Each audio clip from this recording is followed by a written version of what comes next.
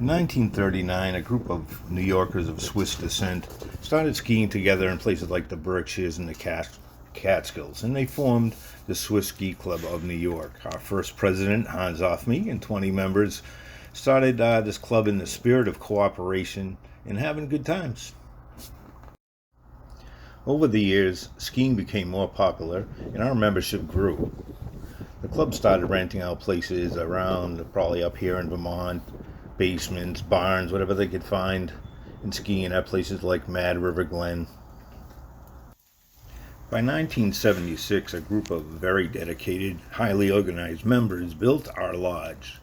I would think they must have had to come up here every weekend from spring through fall on their summer vacations, and an amazing display of teamwork and effort.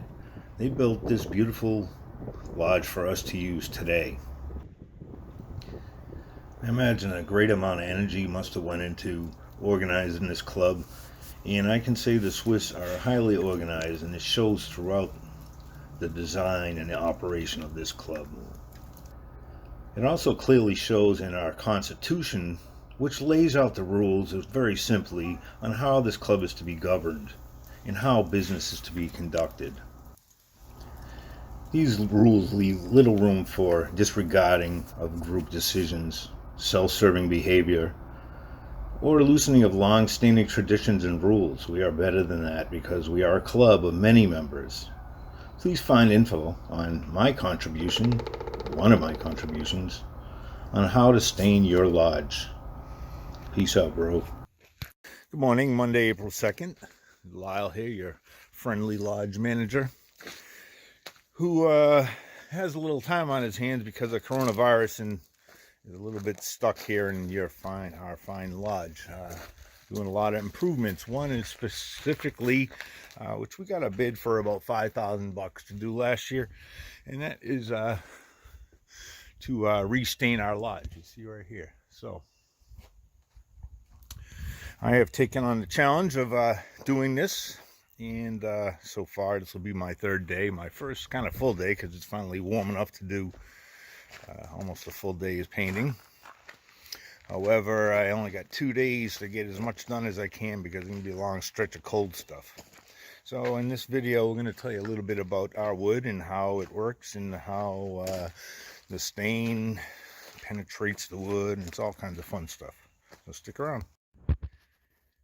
Good morning. It's April 7th, my mom's birthday. God bless her soul, who's no longer with us. But anyhow, here working some more on our project here, staining the lodge. So you get a better added value with a guy like me because, you know, I'm not ripping this out for for actual cash. So some of the things that I'm doing that I would say the regular contractor might not do are things like this. You know, you will see this stains on the side of the wall. You know. Now, those aren't from me. The ones that I did, I wiped off, and they came off very easily. Another thing that I've been doing in that, removing all these stupid staples that are everywhere along this edge here. You see how they are? There's hundreds and hundreds of them. Check it out. Look at them. Anyhow, no way would a contractor do that. It's a bit tedious and monotonous, but make a nice, better finish. So when it's a virus scare and you're hidden in Vermont and you can't do much, I guess you can walk down the street. Still need to get supplies, so we're going up here to Von Trapp, where they've already hand-picked our order of fresh meats. And there is Lena and Reiner strolling along. Lena, I should say, it's probably closer. This is what we call disco Ukrainian apple pie. Disco apple pie. Now, in my experience, the best way to paint, at least the large size of a house, is you get a little staging. It gives you a lot more area to work without having to keep moving the ladder and hanging off the ladder the whole time. So I went ahead and got a local contractor to rent me a bit of another ladder and a little staging, and it makes it so that I can do a nice little piece of work right here. So this is the paint I was instructed, or the stain I was instructed to get. It's Benjamin Moore Arbor Coat Classic Translucent oil finish. I chose the color natural because no one told me what color, and natural is clear as you can get, I guess. All right, thought I'd take you on a little walk around, show you what we're up against here on the lodge here. You see, this is the side unpainted part. You can see how worn this stuff is. You can see this is from sun exposure. All the stain is gone. There's really no more protecting in there. You know, and so this stuff really soaking up the wood. I'll just show you a little example here. So you got this along here, right? So you got now there'll be a lot of working, and you see there's quite a lot of stuff missed. Not all these ones have that many cracks, but so you have to really work it into the wood. But once it's in there, it looks nice. You know? Let's see a finished piece up here. All right.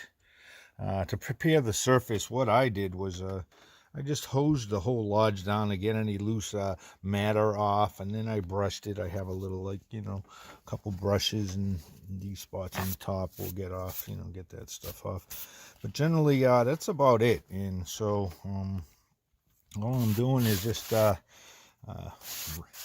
putting this stuff back into the wood, and the wood likes it a lot. It really is sucking it up, and it's happy. I may have to do a second coat on these sun spots. Now right here, this spot in the side of the lodge is where a professional painter came, and he took a look, and he showed us how he was going to strip the entire lodge with a power washer.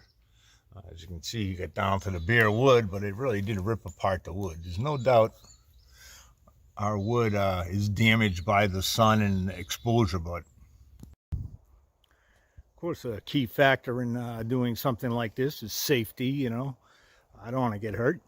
No way do I want to fall off a ladder way that high up. The staging helps a lot in that manner. It does add more stability than one ladder, so I'm glad I did that. Here I'm doing a peak. The key to ladder work really is just you know, set up the ladder correct so it's not at a too wide of an angle, and it's nice to feel secure. And also, when you're on it working, just don't bounce around, you know, just work nice and steady and softly and carefully, and the ladder won't bounce around, things won't slip. Uber caution all the time. Safety is number one factor, so if you're worried about me getting hurt on this project, chances are little. Hello again, it's Lyle, your friendly lodge manager. I don't want you to mistake being a lodge manager as being the handyman, although I do quite a lot of things. If you look on our description, you'll see this really not being a handyman. Anyhow, I'm happy to say that I have now pretty much painted the entire lodge, or stained it. It looks fantastic, especially on those areas that are less worn by the sun. But I'm probably going to get another shot on some of those other ones. So this is like an area that I just recently restained or put a second coat on. If you look, you can see there's still, you know, a little dull. Hopefully another layer on at least the sun-worn spots will put a little more shine on that and fill in any further spots or holes that need looking at. So that's it. Wanted to add that you know, painting this lodge, it's a lot of work. Don't kid yourself, you know. I got a lot of heavy lifting to do, a lot of moving around, being careful, safety, hanging off of ladders. Took me about 8-9 days to do this by myself. maybe 7 or 8, but anyhow, it took a lot. And you know, I don't want you to just think that this stuff gets up there by itself. It's not that easy. A lot of climbing around, but the ladders are heavy, the planks are heavy, so you know, you're getting your money's worth.